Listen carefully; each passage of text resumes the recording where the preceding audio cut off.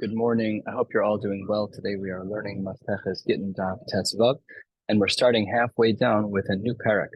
This parak is called Hamevi Get, and we're going to be going back to some of the discussions that we've been having earlier in the parak, earlier in the Masechta, I should say, about the B'fanai Nechtav u'B'fanai Nechtam, the verification process for when a get is sent from outside of Eretz Yisrael and into Eretz Yisrael. We had said in the first mission of the parak that a shliach has to say b'fanai nechtav u'b'fanai nechtam. We didn't give a lot of parameters at that time to what different versions of b'fanai nechtav and b'fanai nechtam there are. So that's going to be what this Mishnah is all about. Let's get started. Maybe get me medina sayam. A person, a husband sends a get with a shliach from outside of Eretz Yisrael into Eretz Yisrael. And the Omar, the shliach says, b'fanai nechtav, yes, I can verify that the get was written in front of me. Aval lo b'fanai nechtam, but I didn't see the signatures. Or perhaps the opposite, b'fanai nechtam, I only was able to witness the signatures, aval lo b'fanai nechtam, but it wasn't written in front of me. Or b'fanai nechtav kulo, yes, I saw the whole thing being written, but u'b'fanai nechtam chetzio, I only saw half of the signatures, namely, I only saw one signature. Or b'fanai nechtav chetzio, or I saw that half of it was written, uvefanai nechtam kulo, the opposite of the previous case. I saw both signatures, but I only saw half of the writing. In all of those cases, the Mishnah says, puzzle. The Mishnah continues, echad omer befanai nechtav. Let's say there's two shlichim.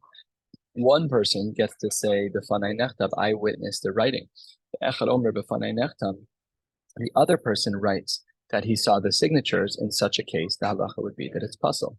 What if shnaim omrim b'fanenu nechtav? What if two of the two shlichim who are walking together from, let's say, from France to Yerushalayim, the two people who are delivering, they say, shnaim omrim b'fanenu nechtav, we both witnessed the writing of this get. Ve'echad omer b'fanai nechtav, but only one of the two witnessed the signatures. But this is a machlokes. The Tanna Kama says puzzle. Rabbi Yehuda machshir. And we'll discuss all of this, of course, as we navigate through the Gemara. Last but not least, in the Mishnah says, Echad omer b'fanai nechtav, v'shnayim omer b'fanenu nechtav. Let's say that one person says that he saw the writing, and both witnesses, the shlichim, they both say b'fanenu nechtav, they both say that they saw that it was signed. So then, kashe, end of Mishnah. Says the Gemara, I don't even know why this Mishnah was worth it in the first place. Why do I need this Mishnah at all? We already learned this in the beginning of the parak. We had already said, you're creating all of these different iterations of different possibilities of verification of b'fanai nechtav u'b'fanai nechtam. We already discussed it in the Mishnah on Daf Beis. There's no reason for us to repeat the Mishnah over here on Daf Tesvav. So says the Gemara, that's not correct. If I only would have had the Mishnah on Daf Beis, I would have thought that yes, you do need to say b'fanai nechtav u'b'fanai nechtam, and I might have thought that all of these other iterations were dvarim pshutim, that they'd be puzzled no matter what. That's not necessarily true. I might have thought that tzarech, we do need to say b'fanai nechtav u'b'fanai nechtam, the ilo amar, and if I didn't say it, it's still kasher. Maybe I would have misunderstood some of the various cases that we just discussed in our Mishnah.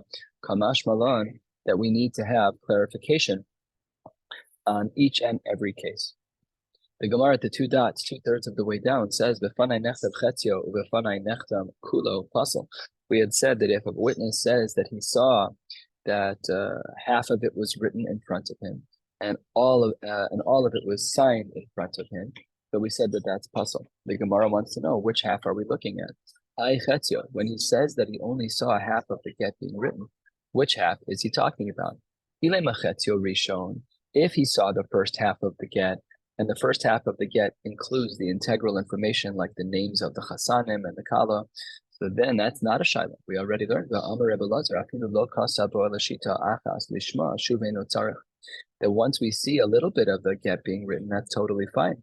Ella Amar Avashi, it must be that he saw the chetzio acharon, that we're not talking about the first half of the get. If he would have seen the first half of the get, leisman the public, that it would have been perfectly valid. What we're talking about over here is where he saw the second half of the get, and the second half of the get is problematic because that doesn't have the critical information in it, such as the names of the people. That brings us to the next two dots, 5 lines from the bottom on Tesvav, 6 lines from the bottom on Tesvav and Aleph. We had said in our Mishnah case of Befanai Nechtav Kulo, where the whole get was written in front of the Shliach, Ubefanai Nechtam Chetzio, and I only saw one of the two signatures, and there we said Pasuk. We're now going to see three different approaches to this particular piece of Mishnah. Amar Rav Chizda, his understanding of this is as follows: Ve'afilu shnayim mi'idim al chasimas yad sheni pasel.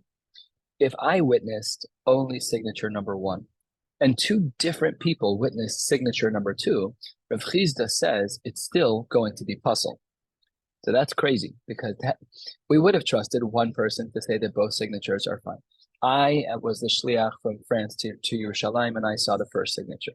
And then two different witnesses come and say that, don't worry, the second signature is valid. And Rav Chizda says that from our Mishnah, we should assume that that's going to be usher as well, that's pasel. That's the Gemara, my time. Why does Rav Chizda think that this is the right application of our Mishnah? That if I, as the shliach, only saw the first signature, and that two Eidim saw the second signature, why should we assume that it's pasel? So the Gemara says, my time, because O kulo b'kiyum haget, O kulo b'takonas chacham. Either we're going to have the rules of befanai nechtav or befanai nechtav, daf beis and gittin, or we're going to do takonas chacham. We're going to do one or the other. Sorry, that is a takonas chacham. We're either going to do regular kiyum haget of Eidim to verify the signatures, or we're going to use the takonas chacham from daf beis that befanai nechtav or befanai nechtav works. But we can't mix and match our verifications.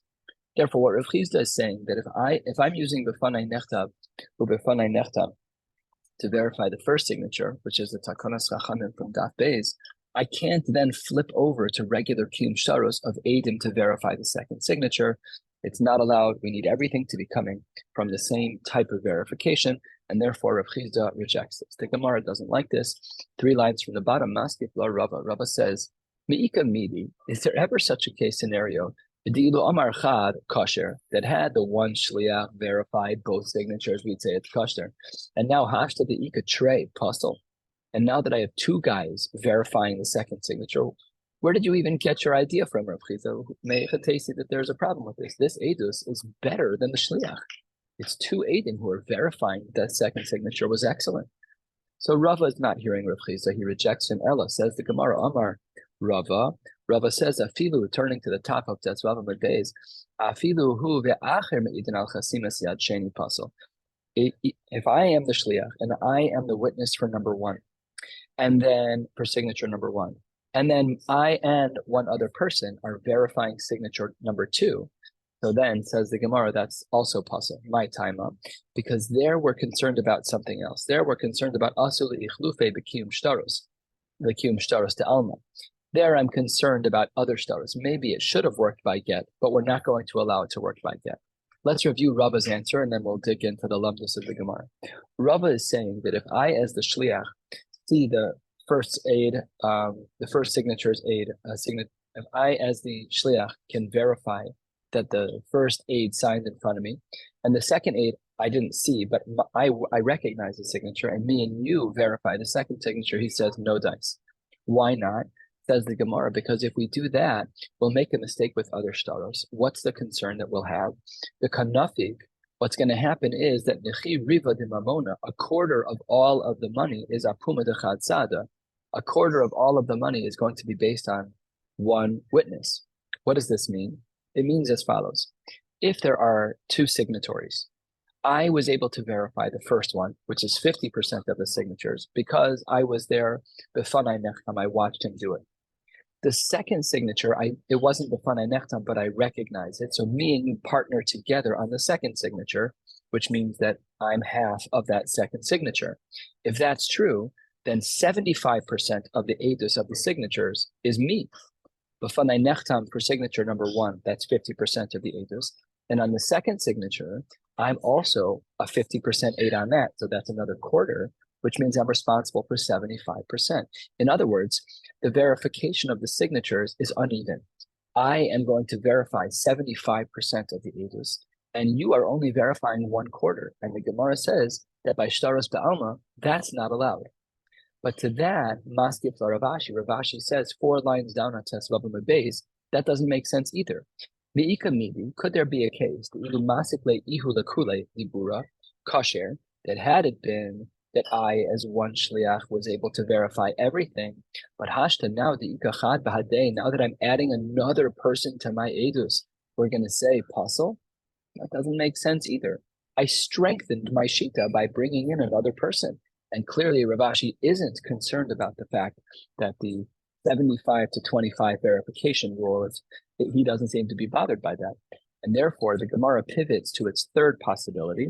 Ella says the Gemara 10 lines down, 8 lines down. Ella Amar Rav Ashi. No, Rav Ashi says it's even more of a subtle chiddush. Afilu Amar ani hu eid sheni pasul. This is incredible. The B'fanai Nechtam, I watched the first signature, and then I signed the second signature. So I'm the shliach and the verifier of signature number 1, and I was the signatory for signature number 2. So that's what the Gemara says is going on over here in the name of Rav Ashi. And Rav Ashi says, my taima, why doesn't this work? And we fall back to an old reason. O kulo b'kiyum haget, o kulo b'takanas chachamim. He goes back to a concern that we saw earlier, which is the concern of Rava. Rava's concern rejected the shita of Rav Chizda, and the concern is that when we're verifying a get, we need it to be that the verification process of each signature is the same. It's either kiyum haget, which is verification of signatures like we normally would, or no, it's the unique takanas chachamim of the fanai nechtam and the fanai nechtam. So in this case, Rav Ashi is saying that even though I'm the same person, but I verified signature number 1 with the takanas chachamim of the fanai nechtam and the fanai nechtam, and the second signature was my signature, and that's not under the umbrella of the fanai nechtam and the fanai nechtam. So that's why the Gemara doesn't like this, doesn't like the previous shita, and that's why what the Gemara is saying over here is that Rav Ashi is not willing to tolerate this. The Gemara now asks a question because we don't know who to follow. Do we think that Rav Chizda is right? Do we think that Rava is right, or do we think that Rav Ashi is right? So the Gemara asks a question against Rav Chizda. The Gemara says a quarter of the way down, it's not middle of the line. We have in our Mishnah. It says in our Mishnah, "B'fanai nechtab kulo." If we have a case where a person saw the whole writing of the get, and b'fanai nechtam chetzio, and he only saw one of the signatures. So there, our Mishnah says pasul, and the Gemara says ida chetzio in regards to the other signature heichidami. What was the status of that other signature based on the line in our Mishnah? Ilema, if you want to say that in regards to the second signature, deleka kamashir ale klal, if you want to say that there was no witness at all in regards to the second signature, well, ashta echad omer b'fanai nechtam, the echad omer b'fanai nechtam, if we have a case where one person is saying b'fanai nechtam and one person is saying b'fanai nechtam, I witnessed the writing and you witnessed the signing, dahai kamashir akula ksiva, one person watched the whole entire writing, dahai kamashir akula chasima, and one witnessed the whole chasima, and there we said pasul, then chetzio mibaya. It can't be that Rav Chizda is right. It can't be that he's right, because we have a case in our Mishnah which leaves no room for him to even say his comment. Because if we certainly say that if you and I are splitting the b'fanai nechtam and b'fanai nechtam, you see the writing and I see the signature. So of course chetzio is going to be problematic. Ella, it must be that we don't accept the shita of Rav Chizda, and o kid Rava, o kid Rav Ashi. It must be that the correct assessment of our Mishnah is like Rava's shita on the bottom of the previous Amud, or like the shita of Rav Ashi that we just saw a couple of lines ago. But we reject Rav Chizda. It says the Gemara, that's not so simple. Amar lach Rav Chizda, what would Rav Chizda have responded? If, according to your reasoning, you think that my approach doesn't make sense because there's an extra phrase in the Mishnah, I'll throw that right back at you. Well, the Tameh halfway down, we said b'fanai nechtam in our Mishnah, aval lo b'fanai nechtam. Why do we need both phrases? Our Mishnah used two phrases. First, it said in one case it says that b'fanai nechtam, yes, I saw it written, aval lo b'fanai nechtam, and then we reversed it that I saw the chasimas, but I didn't see the ksiva. Lamali. Why do I need both of them? I already know that to be true. Ella, instead of saying that line is extra, maybe it's lozu afzu katani. The lozu afzu katani is a phrase that basically says this is true, and this is also true. In other words, it's a Mishnah that's being a little more explanatory, and it's not an extra verse. So therefore, because there's no extra phrase in our Mishnah in regards to b'fanai nechtav, aval lo b'fanai nechtav, so hachanami in regards to the question you asked against Rav Chizda, it's also not an extra line. Lozu afsu katani. So therefore, We now have all three shitas as valid possibilities of our Mishnah, Rav Chizda, Rava, and Rav Ashi. And comparing this to another world altogether, the Gemara says, Amar Rav Chizda, Gidud Chamisha u'Mechitza Chamisha ein mitzdarfin. When we are talking about the world of Mechitzas, we learn this Gemara in Maseches Eruvin. So what we're talking about over here is when there's a pit that's only 5 tefachim deep. And then above the pit of 5 tefachim deep is a fence that's 5 tefachim. So we know that a minimum mechitza is 10 tefachim. So how does this work? Do we say that they're mitzdarei? If I have 5 feet of dirt, right, I'm in a hole, there's 5 tefachim of dirt, followed by 5 tefachim of fence. So Rav Chizda was of the opinion, that doesn't work. The only way that it works is if the pit itself is 10, or if the wall itself is 10, but we don't take halfsies. This is similar to his shita because he doesn't like the fact that by our case, where you have one form of verification for signature number 1 and a different form of verification for signature number 2. That's why the Gemara brought it here, because there are similarities between the two cases. And Darash Meremar said, Gidud Chamisha Mechitza Chamisha Mitzdarfin. He disagreed with Rav Chizda, and in fact, V'hilchasa Mitzdarfin. There's a mechitza like this in a shul in the suburbs, where the mechitza on the women's side is not quite tall enough, but the men's side is lower than the start of the women's mechitza. So this question would be a perfect application to that mechitza. Would we say that the mechitza on the women's side, from the perspective of the women's side, really isn't tall enough? But because the men's side is lower than the women's side, perhaps there's extra tefachim that would make the mechitza tall enough. This is a discussion in the poskim based on a Gemara just like this. And the Maisa, the Gemara says, V'hilchasa, how do we paskin, mitzdarfin, that we do combine. The Gemara now tries to compare this to yet another case. We're 2/3 of the way down on Tet Vav Amud Beis. Boy Ilfa. Ilfa asks a question. Yodayim tehoros lechatzayin, o ein tehoros lechatzayin. Is it possible to be mitaher half of your hands? The Gemara doesn't even know what this means. Heichidami. If you want to know if we can split chatzayim, we can split a revius for 2 people. We know that when we wash netilas yadayim, the cup has to have a minimum of a revius in it. Doesn't mean you have to pour all of the revius on your hands. And there is a segula that one should fill up the entire cup of water. We've discussed this before. The segula for ashirus. Nevertheless, if I have a minimum of a revius, it's still mutter for me to wash netilas yadayim. Now, if I'm able to use that revius for 2 people, does that work? I'll wash my hands multiple times, just like I need to, kehilchasa, and then there's enough for you to wash your hands also. Says the Gemara, that can't be the question of Ilfa. Ilfa says, Yadayim tahoros lechatzayin ein tahoros. It can't be that case because v'hatnan, we have a Mishnah, and the Mishnah says, me revius not lemiyadayim le'echad ve'afilu l'shnayim. So it can't be that Ilfa is asking about this. Therefore, the Gemara says 6 lines from the bottom, maybe Ilfa is asking a different question altogether. The Ella, maybe we're talking about the kamashi chada chada. He washes one hand one way and one hand another way. And this mashi chada chada yadin. So the Gemara says this also can't be a question because v'hatnan, we have a Mishnah. And notel yado achas binatila. You wash your right hand like you would with a natila with a regular washing cup. The achas b'shtifa, and you wash your second hand by dipping it into a river or something like that. Yadav tahoros. We don't care that you're washing your hands, each hand in a different way. That also can't be the question of ilfis because that's already been codified in a Mishnah. The Ella says the Gemara, perhaps we're talking about the kamashi, palga diyade. Maybe we're talking about I only washed, the left side of my hand, and then I let it dry, and then I washed the right side of my hand. Maybe that's his question. Says the Gemara, that can't be Ilfa's question either, because v'ha'amrei debei Rav Yanai, yadayim ein tahoros lechatzayin. You can't wash only half of your hand. So therefore, that can't be Ilfa's question, because that too has been codified in the negative, that it's not allowed. So says the Gemara, lo tzricha, what are we talking about?